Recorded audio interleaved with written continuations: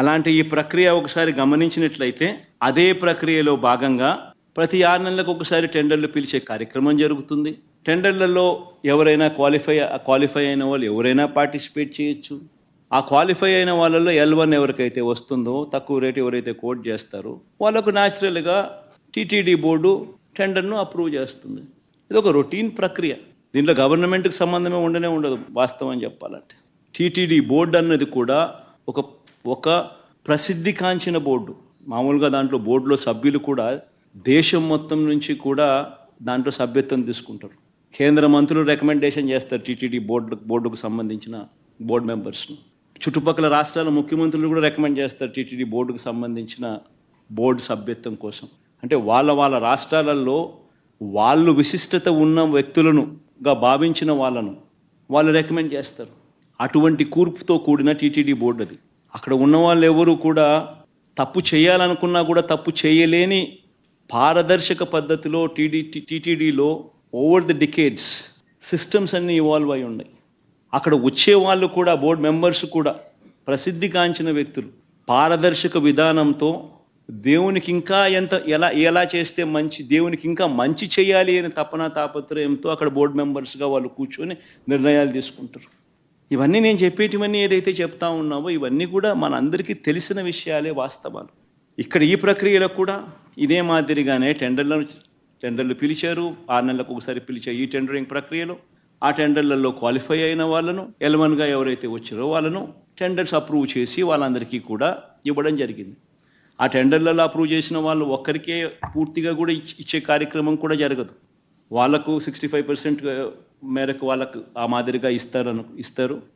మిగిలిన వాళ్లకు అదే రేటుకు మిగిలిన వాళ్ళను కూడా తగ్గించి మిగతా వాళ్ళను కూడా ఇచ్చుకుంటూ పోతారు టెండర్లలో పార్టిసిపేట్ చేసిన వాళ్ళకు కూడా.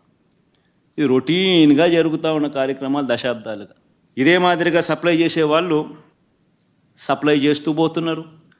సప్లై చేసే మెకానిజంలో కూడా రోబస్ట్ పద్ధతులు ఉన్నాయి. ఎవరైతే క్వాలిఫై అవుతారో వాళ్ళు సప్లై చేసే ప్రతి ట్యాంకర్తో పాటు NABL సర్టిఫైడ్ ల్యాబ్స్ నుంచి వాళ్ళు క్వాలిటీ చెక్ చేయించుకొని ఆ ట్యాంకర్లలో ఉన్న ప్రోడక్ట్ క్వాలిటీని నిర్ధారిస్తూ ఒక సర్టిఫికెట్ తీసుకొని వస్తారు. వచ్చిన తర్వాత ఆ ట్యాంకర్ ఆ సర్టిఫికెట్తో వచ్చిన తర్వాత కూడా తిరుమల తిరుపతి దేవస్థానంలో మళ్ళీ 3 టెస్టులు 3 శాంపుల్స్ చేస్తారు ప్రతి ట్యాంకర్కు. This is the protocol, mandatory protocol ఇది. ఆ 3 టెస్టులు పాస్ అయితేనే ఏ వెహికల్ అయినా కూడా ముందుకు పోనిస్తారు.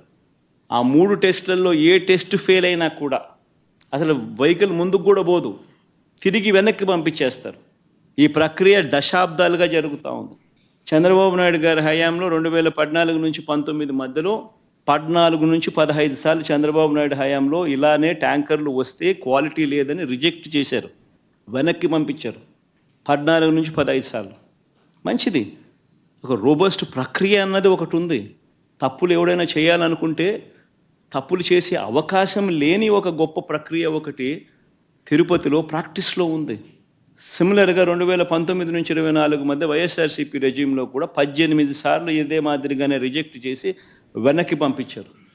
ఇవి నేను చెప్పినటివన్నీ కూడా అక్షర సత్యాలు. ఒక గొప్ప ప్రాక్టీస్ ఒకటి ఉంది, ఒక గొప్ప ప్రొసీజర్ ఉంది. ఏ కారణాల చేతైనా కూడా, ఏ శాంపుల్ అయినా కూడా, ఏ ట్యాంకర్ అయినా కూడా రిజెక్ట్ అయిపోతే ముందుకు కూడా పోదు, వెనక్కి పంపించేస్తారు. మరి అలాంటి పరిస్థితి ఇక్కడ కూడా జరిగింది.